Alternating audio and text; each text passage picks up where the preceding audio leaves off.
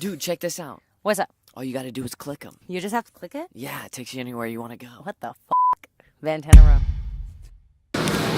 You have now access anti-swag because he was making fun of this dude, this white rapper dude called Eloquate, who had his jazz band play like R&B-ish shit behind him. Mm-hmm. Oh god, it was great.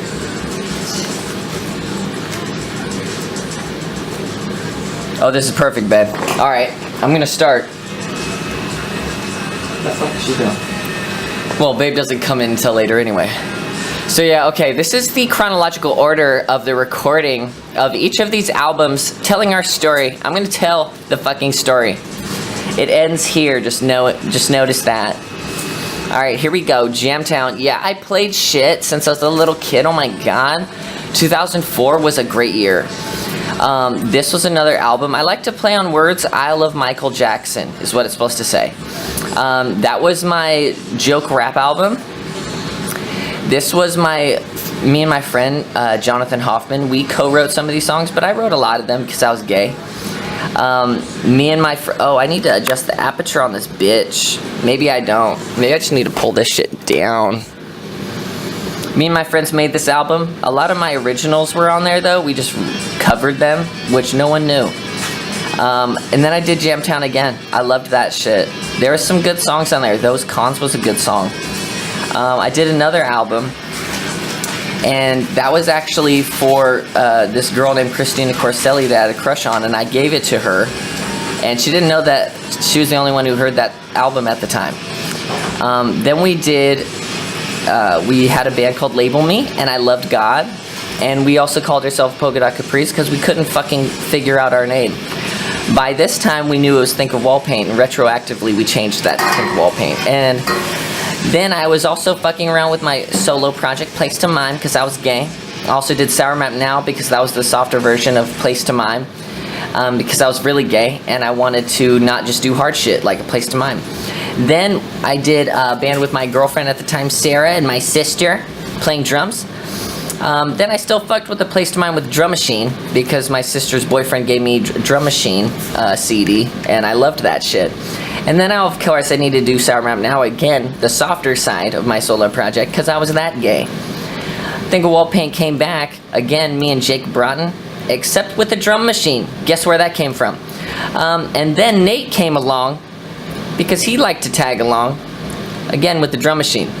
Nate didn't like the Drum Machine. He said, hey, let's do Action Tycoon with these guys that I found. And then we did that. He's like, but Jake Broughton can't be a part of it. And I was like, all right. So then we did a couple things. And then me and Jake Broughton split off again. And we did Think of Wall Paint again. This time me playing drums because I got really good. Next Week EP is called Next Week because we did it the week after we did Slept EP. And then a week after that, actually 2 days after Next EP, Next Week EP, we did Golden Axe EP because I was playing Golden Axe a lot at the time and I can't speak. About a year later, I did Jacob Broughton's solo album. And then I joined this band, Tragic Ends, my sister's boyfriend's band. And then me and Jake Broughton decided to do Think of Wall Paint again, but he wanted to call it Zebra Mountain. So we did that. We ended up doing a lot of EPs that I didn't just show you, but they all put on this motherfucker. And then we made a band from my sister, of course, because my sister's always been in my life. And then some of our friends, Jake and Dennis.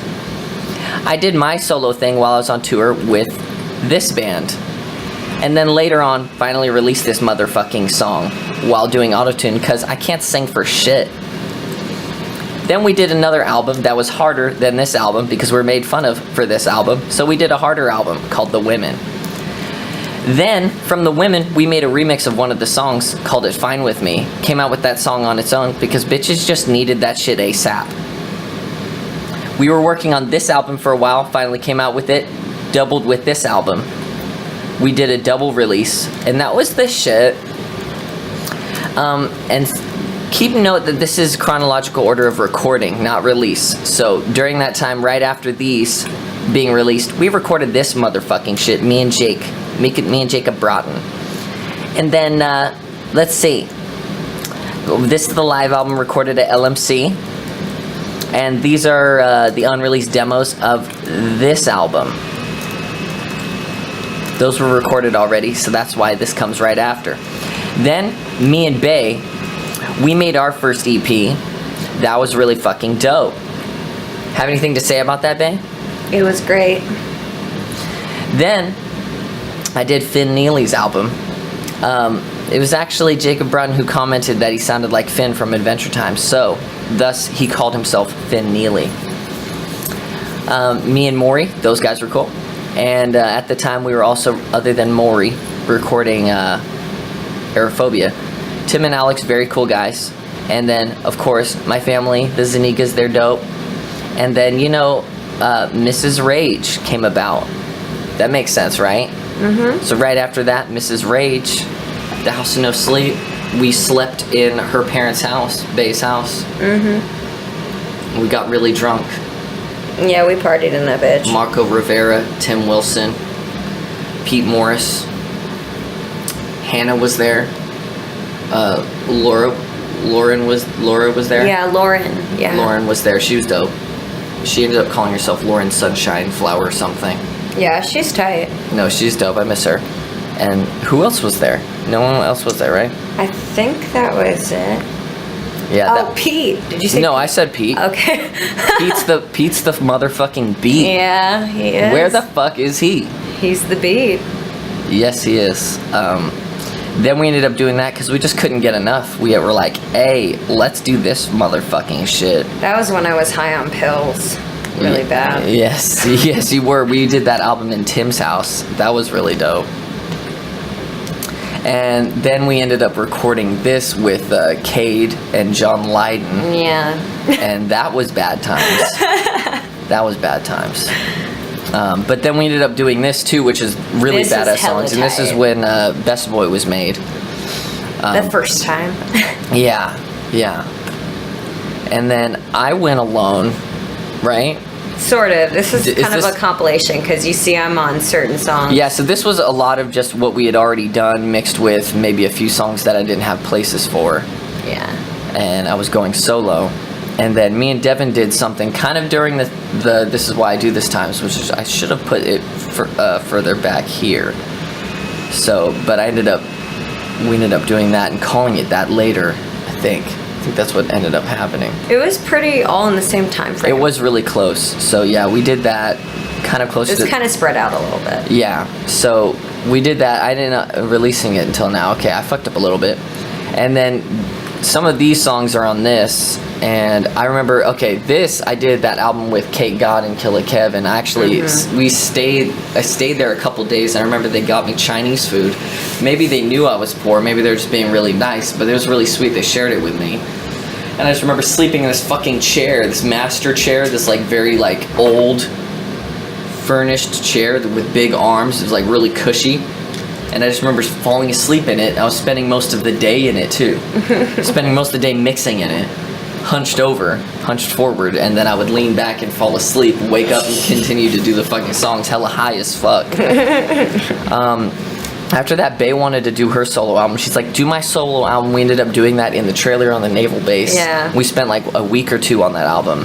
And I remember that I really wanted to do an electronic metal album-ish vibe, but she ended up wanted to do rap, but I was like, it can't just be that. It has to have me in it. And we used a lot of the Pioneer DS shit with that album, and Babe was rapping like crazy shit, so many bars on all of these pages. And I think I remember then Babe had rhythms going on with it, but even then me and her would always collab on rhythms. Oh yeah, always. Yeah, and I would finish some lines, but Babe had bars for days. She had so much lyrics going into that shit. Yeah, because I was working at Pete's at the time, and I was like, fuck the worker life. That's right, and I loved how transparent the lyrics were for your life. It was like, it was your life going into that. It was like, any like little phrase that you heard somebody say, and you'd put it in there. Yeah. Like, the chocolate cup of beans, put hair on your chest, chocolate cup of beans. Like, every single thing went into that album. Yeah, there was a lot of shit. There was a lot of shit. And then I was like, damn, this had such a good sound. I want to make my shit like that. So basically, that's where this came in. I wanted to do a band. At first it was going to be called Action Tycoon, spelled different because I didn't want it to be mixed up with the band. And then once it became a band, I was like, this name is too soft, and it's already been a band. It's already been a band, so I was like, Grim Business, blah, blah, blah. Me and Steph and Alan kind of came up with it a little bit. I think Brian was there. He was coming up with it, but we were trying to come up with the spelling. And we did that, and that was dope. And me and Bay were still rocking it. We were hanging out a lot. And we were kind of doing other shit other than music, even though Bay, I think we're still contemplating doing more shit. Yeah. But Bay was in Alameda still, I think, working on shit at the time. I think this was January, so since we did the Whipped album in December, I don't know what Bay was doing in January, but she was in Alameda. Yeah, I can't even remember. And I was kind of bouncing between there and Antioch because I remember your dad didn't want us to live in that trailer anymore. Right, yeah, after the episode. What episode? When I tried to kill myself. Oh, right. Yeah, you did that a lot back then. Yeah, too many pills. So we were still hanging out in Alameda, and I remember we watched a documentary, that American Hardcore documentary, and we were just chilling in Alameda, and I remembered I wanted to come back to the punk roots. Right. And I think this was the time when I wanted to coin that electropunk phrase, which wasn't that brilliant or anything. I just wanted a name for it, and it seemed like electropop, electropunk. And then there was that, and you might notice that Bay is right here, hella cute, and I'm there with this very wrinkly chest in this filter, very gross. But yeah, it says here, nobody really ever notices, but it says Brian, Steph, Jamie, Alan, Daniel. Brian, Steph, Jamie, Alan, Daniel. And Brian's walking away, and people are looking, and that kind of ended up becoming a weird metaphor, because Brian ended up doing a lot of drugs. Just kidding. I always make up stories about that shit. I don't know. It ended up breaking up somehow, because when we moved to San Jose, me and Bay at the time in Alameda at this time were watching Diane Word. I remember that in one of the music videos, Diane Word. They were praying, and they prayed to their dog Satan. And then Bay would always design these Photoshop covers, which were dope. This is one of them. And she called the album Satan, and we hadn't even written it yet. And I ended up finishing it in San Jose alone. Don't care for Satan. But yeah, and at that time, me and Brian noticed that it's red. Me and Brian wore these red shirts, and we changed the Grim Business aesthetic to red. And we were going to do that Red House show. And me and him were doing that Jumpy Job, and he got his knuckles tattooed, which explains this album cover, which are Brian's knuckles. We were gonna respell the band to this.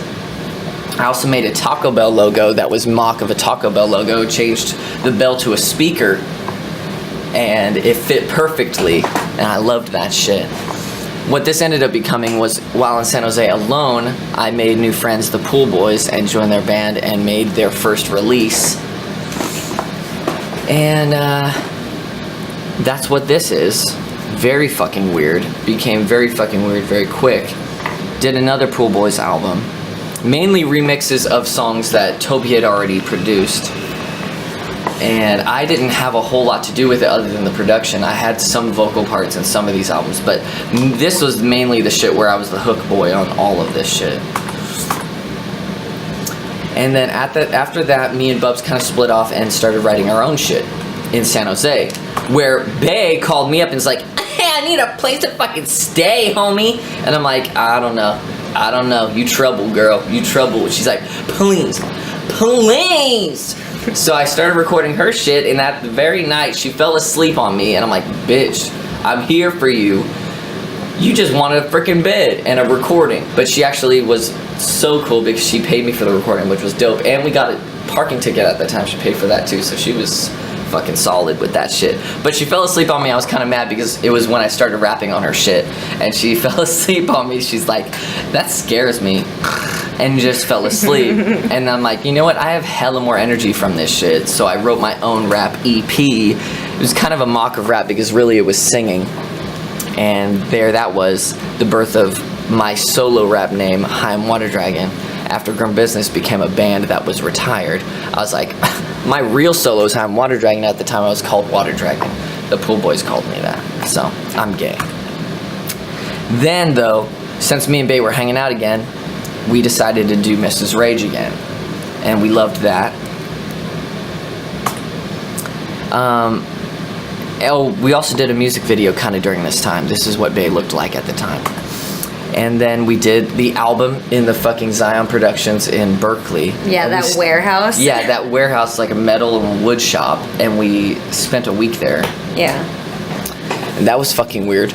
That was really weird. Just like always, there was always clanks of like weird ass shit going on. There was that tentacle in the ceiling. Yes, and there was that gigantic like 20-foot dude made of padlocks. Yeah, that dude was tight. And the way we'd have to get in, we'd have to call Luke wherever the fuck he was. Yeah. We'd have to call him to get in, and he would, open the automatic system, and we'd be able to open the door. So he might be home. It was like midnight. We're trying to get in, and she'd text him and then like hope that he would fucking answer. Yeah. And sometimes we have to wait minutes, and then he would just open it up, and then we'd get in there. That was pretty dope. It was dope times. We had a plan to go to LA loosely, and when I finally went, Bae was like, you know what, bitch? I'm sick of you and your disgusting ass shit. So I went alone. It's pretty alone. I was hanging out with Will. You'll see that. There's a picture of Will there playing drums and me playing guitar. Me and him were trying to start a band called the Ghetto Bicycle, and we're going to call it trap punk instead of electro punk. And that was kind of a thing for a second. What ended up happening is I kind of jumped the gun and wrote an EP on my own. Didn't even wait to write with him. And we learned those songs instead, which is kind of thing that just happens. I write the songs and then we learn them, which is kind of just gay as fuck. And then I kind of was like, dope, Ghetto Bicycle, but then I was like, you know what, go back to solo kind of thing. I started writing some solo shit, which ended up becoming Jamey and Blaze. And those are kind of supposed to be me, because I'm a bipolar ass bitch, get it? Alright, then I went back to Santa Cruz because Adam was calling me nonstop every night. And he's like, bro, please come back to Santa Cruz. I got a video guy. We could do the whole reality show. We could live the life, have a dude filming everything. Dope. So I went back there, and my job at the time, really, he was taking care of me. And I was doing his album while living at Lex's, which explains this. I ended up doing an album with Lex because me and Lex were hanging out a lot. Me and Lex did an album called Hi Am Me. Well, no, the band was called Hi Am Me. The album was called Can You Believe Felicia's Having a Dark Pop Baby? Then, after that, me and Zig and Lex made a band called Hi I'm Your Mom. And we did all these shits, music videos and such. We did what was supposed to be a 30-day tour in October, made of all of Zigzag's connections in Santa Cruz. Most of the shows being in Santa Cruz. And we did that. And then after that, me and Lex made some solo shit. Did his album. That was kind of a pinnacle in my own Photoshop art because I thought that was dope. And we actually did a video, which is cool, like when you have a Photoshop picture and the video is doing the same effect. So really this was just a still from the music video, and I created the album art from that and then did the letters in the same way. So really, it seems like I made the music video happen from the idea of the Photoshop, but really it was the Photoshop from the music video, which makes me gay. And I started working on my own shit, wanted to do a guitar instrumental album, but then I featured people on it to make it interesting. Damien Gibson and D'Angelo, for sure. Kept doing my solo shit. Some of these songs are from back in 2012, but at the time, 2013, I loved God, so to speak, and I kept writing, and I ended up finishing this album, which was dope, God. Then I did the album with Stella. That was horrendous. And then in March of 2014, I did, what was the aim of this? Oh, Will had moved back from LA, and then I wanted to do an album with him. when he kind of flaked out on that, I did the album by myself, which normally ends up fucking happening. Again, did an album on my own. And at first it was going to be another High and Water Dragon album. But then me and Steph kind of had this idea that she was going to join the band. And I wanted to use the notoriety of I'm Your Mom and kind of make that. So really, it became a I'm Your Mom album, just solely written by me. And then I was gay. At that time when I was back in Antioch, hanging out with Steph, also got to hang out with Dad, and I actually got to play in a band at church with me, my dad, my mom, and my sister. And another time I volunteered to play at the church playing drums, which inspired this, me playing drums and my dad playing guitar, and me and him just kind of jamming. We actually used the church to record this album. We used this youth room that had all the shit set up already. I set up half of my drum kit, fused with the drum kit that was there, and we recorded this album in about a week, which was dope. Dad kind of complained afterward that at the time it was like really forced and he didn't have that many song ideas and it was really kind of dry and stock, and it came out that way, especially because I didn't add too much flavor other than just me playing drums. But it came out to be what it was, and I really enjoyed it. And making an album with my dad after all the experience I've got recording was kind of dope, and I'm also gay. So I went back to Santa Cruz after that, and then I remember that Ashley was like, hey, I have this office. So we ended up making this album in her office, which was kind of dope. And I called it I'm Your Mom because I was like, you know what, I need to stick to one thing. So I'm going to call it I'm Your Mom. And I'm going to pretend to induct her in the band. And she even knew that it was a pretend thing, just as an excuse because I wanted to use a I'm Your Mom. Or else it was going to be High and Water Dragon and Glazio, which is just way too long for me at the time. Now, I think, why didn't I just do that? But, you know, fuck it. The Pool Boys were like, hey, bro, you need to come back. We're going to do Warped Tour. I came back, and then we played one show at the Blue Lagoon, which was kind of dope. It was filmed, but we didn't get footage of it. But that sucks because I was going so dumb. And Sean Black was there. He did a feature on the set. And like we were just going hella dumb, and it was a really good mix. And I actually wanted to make an album before we went on Warped Tour, displaying all the songs we played live, mixed with a bunch of songs we didn't release yet. And that was that. We didn't end up doing Warped Tour. That was really gay. I was still hanging out with Zig, trying to get my money up, and he's like, bro, let's record some more. I'm like, no, unless you pay me. So he paid me $100 and a sandwich. We did his album. It was really this concept that really made me want to do it. He's like, it's gonna have my same logo in front of a bunch of lottery tickets on a bed. I was like, the bed thing won't work, it won't look good. It's gonna be called I'm Still a Loser, because you know I buy all these lottery tickets and they never win. I'm like, that's dope, we should do that if you pay me $100 and a sandwich. At the time I was living at his place working on his album, and then I remember I had a lot of alone time and I had a lot of shit to say for some reason, but it was more poetic. So then I took this awkward picture of myself based on Jim Morrison's kind of sex appeal, which I do not have, and called it You Deserve a Night Out with Your Blank, or with your period, either way. And I just called it Jamey Drunken Blaze so that it didn't ruin my exact name, so that people could associate this with the spoken word thing. I ended up taking acid that night. Then it's a large leap from me and Bay talking on the phone and her finally letting me talk to her. And she was coming back from Texas. I was actually willing to drive to Texas because anything that was better than that shit, I would drive to Texas to see her, because like that was the shit. She was like, you know what, my dad's got me, bitch. So basically we linked up again in Alameda, and we actually made this in her parents' house. I'm not even sure if they know that, but we made that in 2014. Shit, yeah. 2014. That like was just August. In August, yeah. So we made this first one. We were writing it, but then we saw these extra shirts, so we thought of a marketing fucking hybrid, is that we would use all these shirts, and we, instead of naming any of our shit that, we would just name the album that, and basically. Which is funny too, because Which is funny too, because a lot of people in Santa Cruz, when we ended up going back there with these CDs, ended up getting those shirts under this pretense of our album. Yeah. So it's pretty funny because there's probably at least a few people in Santa Cruz that have that shirt from unrelated to that. Right. So Grim Business really became the album title, but really it's so to not just completely disregard Grim Business or any of the various stages of it. We called it Green Grim Business shirt, right? Yeah. Green Grim Business shirt.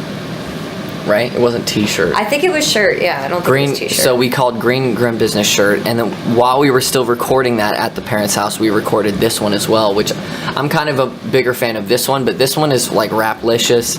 This one is more melodic and kind of darker. And I love God. We went to Santa Cruz and we were busking kind of on the pretense of these and handing out these shirts, but then while we were there, we ended up writing an acoustic set to busk, and this is what that is, that set.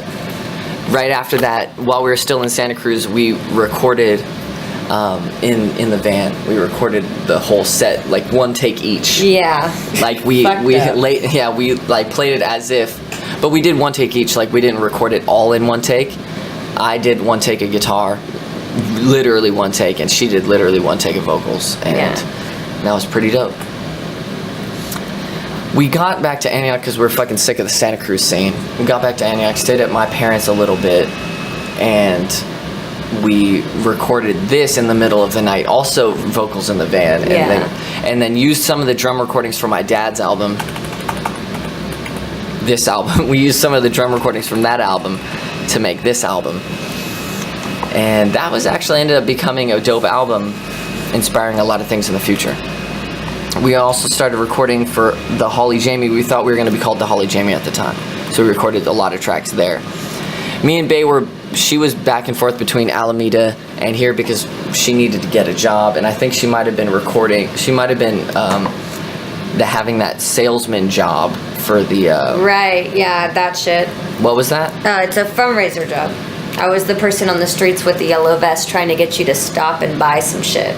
Yeah, what was the business? Oh shit, I don't know. Some non-profit organization. So yeah, in Oakland. I was doing some of my solo project again. This time, never sticking with the name, ever. Even with it being tatted on my fingers. I called it Young Water Dragon because of kind of that young lean hype, and me and Toby were always like coming up with Young Sergio and Young Network and shit like that. I was just like, okay, I don't want to change my name completely for this. I was just going to go Young Water Dragon, which is stupid. If I really kept going solo, I would be High Water Dragon because I fucking picked it. But it's just stupid. I think it was just because I was going to go in a different direction or whatever the fuck. So I ended up only making really 2 songs for this, which I ended up putting on an album, a compilation album rather than this own thing. But this is really only a single. It has 2 songs on it. It has the Bells song on it, and it has the Frank Loves You on it. Really? Yeah, this is just a single. It just has those 2 songs. It's the only 2 songs I made, Young Water Dragon. Yeah. And I released them on YouTube as I was making them, kind of SoundCloud style. Then me and Bay and Steph, actually, when me and Bay were trying to jam, Steph wanted to jam along because I always had the open invitation for her to play.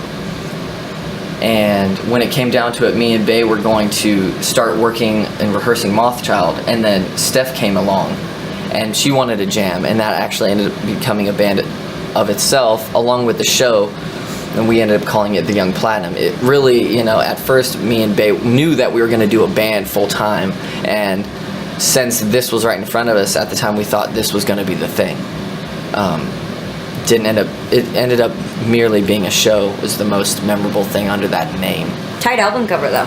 Yeah, we actually had a lot of different concepts for that. So that album ended up being a bunch of the songs that me and her and Steph were working on at the time. And God knows. While Bay was still in Alameda, I had a lot of extra tracks just from everything. Just extra tracks from everything. Still left over. So I ended up making kind of a faux compilation album of all these all these things I recorded that didn't necessarily have too much to do with me. That's why I liked it. It was like kind of a lot of various artists. So I was kind of just making a memoir of all these different tracks I've recorded. And so virtually there's a lot of different artists on there. Me having something to do with all of them. And I did another one while I was at it because I had too much for just one. So I actually took this photo. It has my family ring on there. I put the family ring on this doll that actually was made supposedly by the same dude who owned that ring, James Ferraro, my grandpa. And he either owned or made this because he actually made model airplanes. He built them, but he also made art, he also painted, and he actually built things from the ground up as well. So that's why we thought that he molded this somehow. But I think he just owned it. But he was very creative, and this was kind of just, I don't know, I had those things laying around, and I had the ring, so I put the ring on just because, to symbolize that this is kind of him, just kind of like, he's passed away, and so is kind of this time of this doll, and the doll having some association with him. So I kind of did this kind of illusion with the salon ground and used the lines as this simulation of the ground is kind of easily to see. It's easy to see through, but I just did that really quick for this album cover, and you know, there it is. Since at the time I was at Mom's, so it's kind of like her dad. So just like kind of all together to me is just kind of the passing away of these songs, passing away of all this shit. So it's all kind of like just basically memories in one album. Similar to this is an action figure that I found while I was at Mom's. I was like, okay, again with the past. So I just took this picture, and there you go, the past. So Throw Me a Fountain Records, also a thing that I had from a long time ago, selling albums at the mall in 2005 under the pretense that we were a record label, had all these different bands when really it was just a bunch of our own projects. I remember a dude from Savage Machine, a local band at the time, 2005, gave us a call from the number we put on the CD. He was like, hey, are you guys Throw Me a Fountain Records? Dude, some of that, so he acted as if it was a band itself. And I was like, you didn't get what I was trying to do with that. He's like, dude, some of that keyboard shit with the drums is kind of hardcore. Like, that's some crazy shit. That's dope. I'd like to book a show with you. So I fucked that up. So basically, after the Young Platinum, me and Bay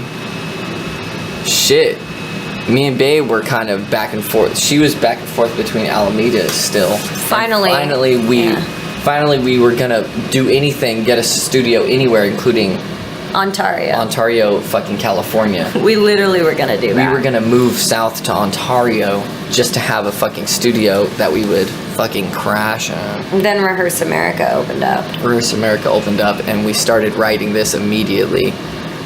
And being in Berkeley and Oakland and shit like that, again, was really refreshing. And this picture was taken in Oakland in the kind of Chinatown area, yeah. So I was gonna call it the China District, but I don't think that's a thing. So we literally just called it Dems RIP just to make it cohesive with what the fucking picture was. We didn't know who Dems was. I ended up looking that up later. I guess he got killed by a cop, and that makes a lot of sense. And I feel bad for their friends. Yeah, so we found this online, and we're like, how stupid, and the spelling's wrong and everything, but that it was also kind of inspiring, and the art was kind of dope. So I was like, dude, let's just fucking cop this. Like, literally, who the fuck is noticing anymore? Who the fuck cares anymore? So I was like, let's just cop this, because I really felt like gay enough. That was kind of our motto at the time, was us, like, because we were just at each other's throats. So I was like, this is probably going to help us ethereally if we put this into our creative bloodstream. So we ended up doing that. We ended up recording this album in the midst of originally recording this album. We were recording this album first, a month and a half after this one. We started recording this one. In the middle of it, she's like, let's knock out one of these album covers. And at the time it was going to be a different one, but I'm like, I really felt like this is the one that's more of just this kind of like small time thing that we should just get out of the way. So we finished this one in the middle of recording this one, and then finished this one. And I'm like, what the fuck? This one ended up being like a really big upgrade because we started using vocoder and breakdowns and shit like that in a really fun way, and we ended up coming with that. We were parked in Berkeley and somebody walked by and was like holding papers or something like that. They were like da da da da holding papers, and I'm like holding papers. And then Bay just randomly came up with like fiber. Yeah, I have no idea why. And I'm like, what if it fucking echoed? We were on this high trip somehow, this high on life trip, and I was just like, what if it was just like fiber, holding papers? Hella stupid. That ended up being the last song of this album. Great song. Fiverr. It's called Fiverr. And then we had this album cover again for a long time, and then God made it. And a short thing to say about this. We ended up having the hotel party because of this album, so to speak. Yeah, and we covered a whole song and a Nirvana song just because of the cover. It just kind of, we do the albums based on the covers. We do the aesthetic first, and then we kind of get inspired by that, which I think just works for us now in this time period. It's kind of a cool thing, so, because of God. And our latest one, this is the last thing. Notice how a lot of these were... Wait. A lot of these were photoshopped at the same time. Where's Indistinguishable French? Oh, shit. You gay-ass motherfucker. Oh, my God. You're like, dude. Fuck that album. Oh, my God. I felt like that was a large leap. Yeah. What the fuck is God? It's because it was somewhere else, dude. You were so lame. Like, how lame? Like, super. Yeah. Fiverr. Yeah, so you... Yeah, so let's just correct that shit. Let's correct that shit. Because God forgives me. Jesus. So let's get back to this. So after that, about a month after that, we had this concept where Babe wouldn't speak any English or really say anything. Or really it was just that she would do Indistinguishable French, because she kind of would do that on some of her own Advina shit. So we were like, what if we did a whole fucking album where you were only doing just your own made up version of French? Yeah. Finally, it was a month later, and I wanted to jam with Bae, and me and Bae jammed, and I was just like, hey, well, what the fuck, what if we do that album now, and we just base it off this concept of us recording us jamming. Recording the drums and the vocals at the same time, and that ends up being the final take. And then we just add the shit. We ended up doing that, and somewhere in the midst of it, I realized that DS, I don't know how we came up with it, but DS ended up being a really viable thing. Shit, why? Oh, we were talking about revolutionary and how there was something missing from our revolution and what brought us apart from everybody else. And we finally broke it down. It was like DS. That's what's always been the thing. It really started as just not an appetizer, but just a topping of this album, and kind of became the essential part of the album. Yeah. And I started scooping out samples that were just making it drab and keeping the DS that I put on top of it, and notice how pure it was. So really, we kind of realized how essential that was. And what's funny is after we did that album, we ended up going to the mall. What mall was that? Oh, shit. It was in Fremont. Fremont, right. It was the Park Mall or something. Yeah. And I asked this dude, I heard this Nintendo music, I'm like, what kind of music is this? And then he's like, hey, it's chiptune, by the way. It's chiptune. And I'm like, that's right, because I had heard that before, and I knew that before. So I was like, oh shit, we're a chiptune punk band. And then we got to actually, Babe's idea was like, okay, well, now that we have this dope-ass sound, we're going to just write another album the formal way that we normally write albums, rather than this experimental live jam way, but just knowing that we're a chiptune band.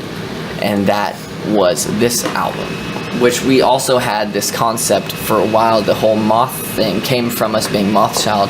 If you'll notice that a lot of these dudes' heads have moths on them. So this was one of the last ones that we had made since Mothchild era. Yeah, this one's one of the older ones. Yeah, so we did that. Oh, we still have one more though. We still have one more, but we made that after Mothchild. We're copying the Mothchild theme. Yeah. So this was the last Mothchild album cover that we were finally doing as Vantana Row. And so we really needed to make it heavy, so we made it heavy, and now we're gay. We're pretty fucking gay.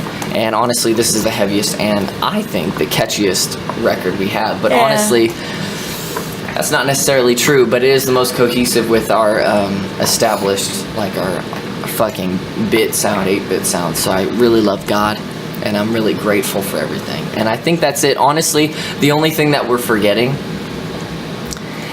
that we'll have to add later is the 2 songs we did before Indistinguishable French that we're gonna put on Two Head Ed, which I'll show the rough concept is this Two Head Ed.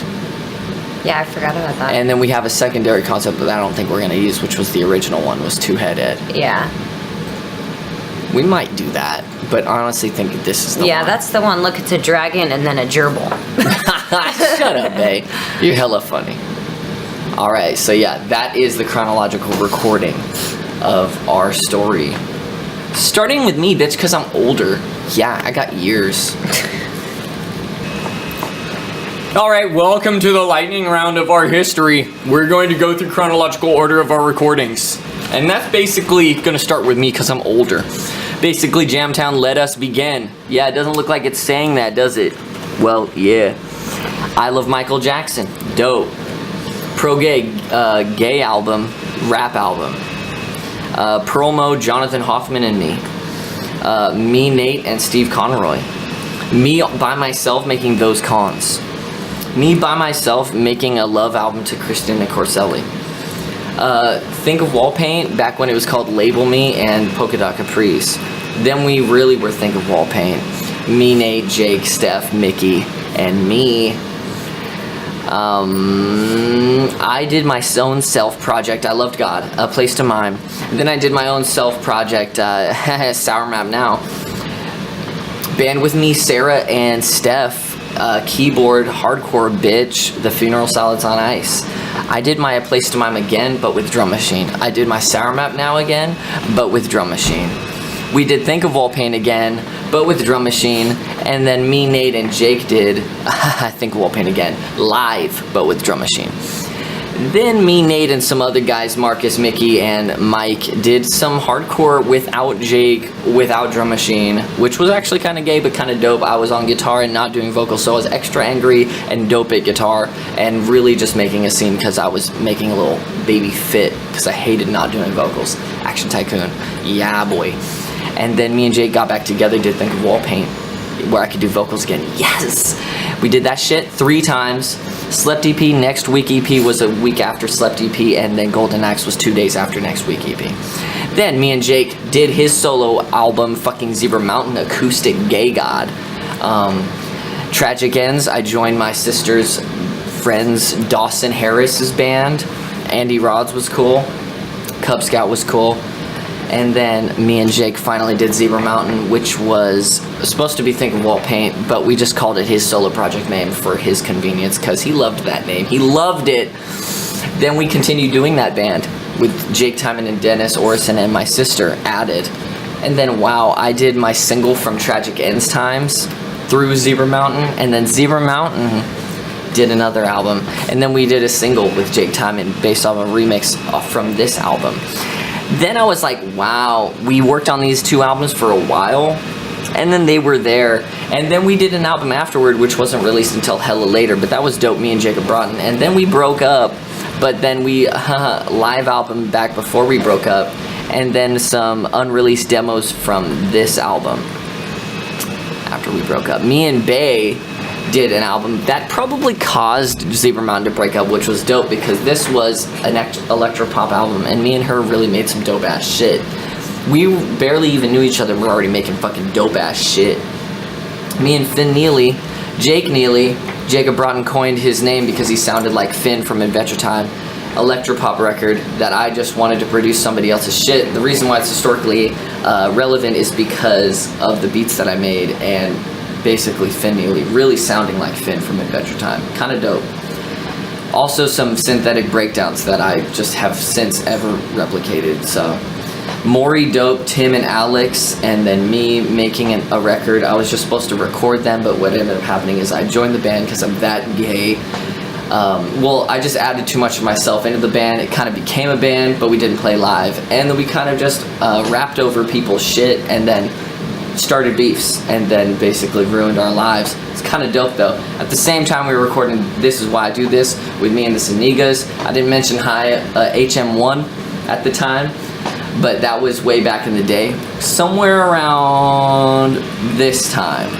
Like, right around this time. But fuck it, right?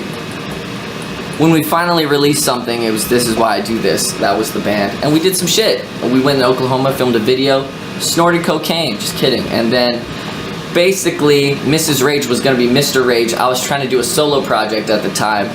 Me and her ended up making a band instead, which was a lot doper of an idea. Tim Wilson joined the band from Maury, and then we did that. We slept at her parents' house. And then we slept at Tim Wilson's house and made this shit. Then we got managed by Cade Walter and then recorded by John Lydon, which John Lydon was hella gay, snorting cocaine.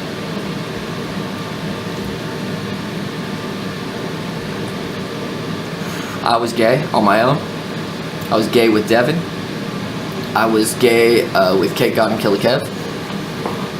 Bay was gay. Me and Bay were gay in the trailer. You start saying every one of these.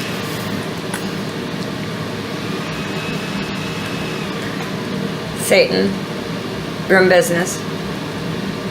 Yeah, that. Also that. Best album.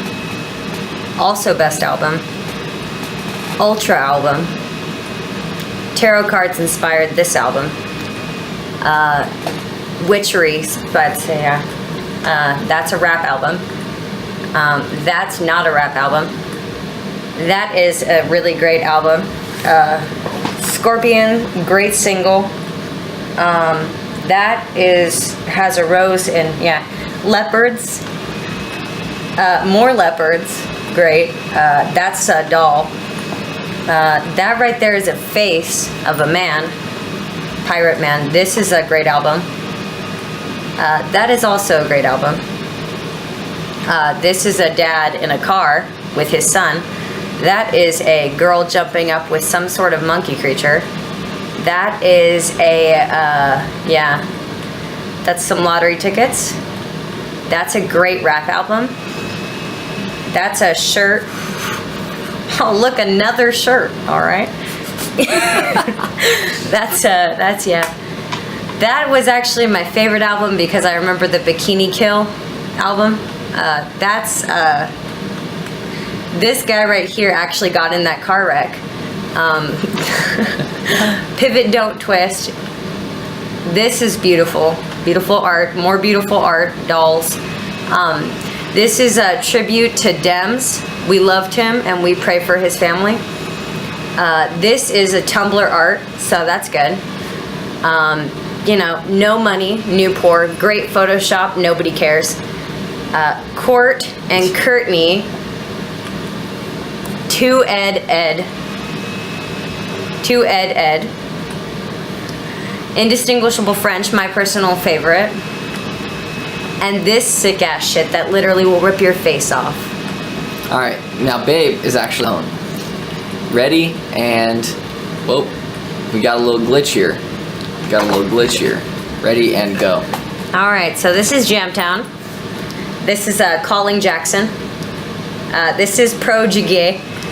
This is Dogfish, Dog Shark. These are a bunch of dudes in a car. Great album right here, in school. This is actually a bunch of women. This is a 3 lesbian band. That guy just was in the picture. This album art was actually made by the Beatles. This right here is Think of Wallpain's second album. Place to Moon. That's what that band is called. He, She is a great band too. Sour Map Now. The Funeral Salads on Ice, one of my personal favorites. This is a godly band. This is also a godly band, but they actually support Satan as well. This guy has a head and a foot. This guy right here on the very bottom, if you look, he's very passionate. That's metal band. Yeah. That guy is really interesting. I remember him. This soccer player actually wrote this entire album. This artwork, yeah. Okay, that's a video game. Yeah. That's Zebra Mountain. Not Zebra Mountain, actually. This is actually Shelbourne Ave. So, Zebra Mountain's original, yeah. The Women is the most punk shit. This is not the most punk shit. This is some more shit. This is also some more shit. Somewhat popular. This was one of my favorites on my iPod for a while. They broke up, so fuck them. This is not them breaking up. This is not us breaking up. This guy was actually a cartoon character in a past life. This is actually the story of Cats Gone Wild. These are some dudes that loved Oklahoma so much that they actually, yeah, this is a house, my old house, yeah. Did a lot of cocaine in this album. This we got previewed by, yeah, NASA. NASA made this album. This had a lot of cocaine also, so that's a tie. That is a cat. This is a rap album, not really. That is actually a really tight album cover. Too bad the shit didn't actually match the coolness of the album cover. That is actually really the opposite. This was cool. This was a cool album. Yeah, that guy fucked up. Did some cocaine. This band ended up being great. That afro is tight. Let's see, also a great shot of a house. That's me doing cocaine. That is, yeah, album. This album right here is actually about God. So this album is actually about the duality of the Christian spirit. This album is actually inspired by Water Dragon, written by Zigzag Robinson. Crazy. This right here is actually the greatest album that was actually made. This is a Nuclear Bomb album. This album is actually based on the creation of all Nordic. This album right here is actually Rose Taylor. This is a single, great single. This is not a single, not my favorite. That was wrong. This is a doll, yeah. That guy right there is actually a pirate. This right here is a sign. I don't really know why, children, you know. This is Oakland, where I live. This is, yeah. Feel awkward saying the same shit twice. That's that. That's three dudes. Their heads are actually backwards. This is a lottery ticket game. This is another video game, one of my favorites. This has a t-shirt on it. This t-shirt is actually one of my favorite t-shirts I wear to, okay. Van Therapists, great movie. This, Vantana Row is actually the inspiration for the band, the Holly Jamey. The Holly Jamey was a great inspirational act made by Action Tycoon. At this time, there was actually this guy that got in a car wreck. Surprisingly, the Young Platinum, Pivot Don't Twist. Best album of, this guy right here actually has a ring on his arm for very, and this guy right here is my personal favorite, very sexy. I like the mask.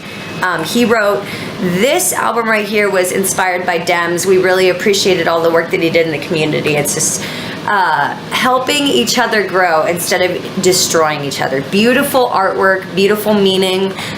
Newport, No Money, Vantana Row, the cigarettes mean a lot more to me than the music. Court and Courtney, really inspired by the duality of Marilyn Monroe and Marilyn Manson. Okay, this right here is Two Head Ed. Great song.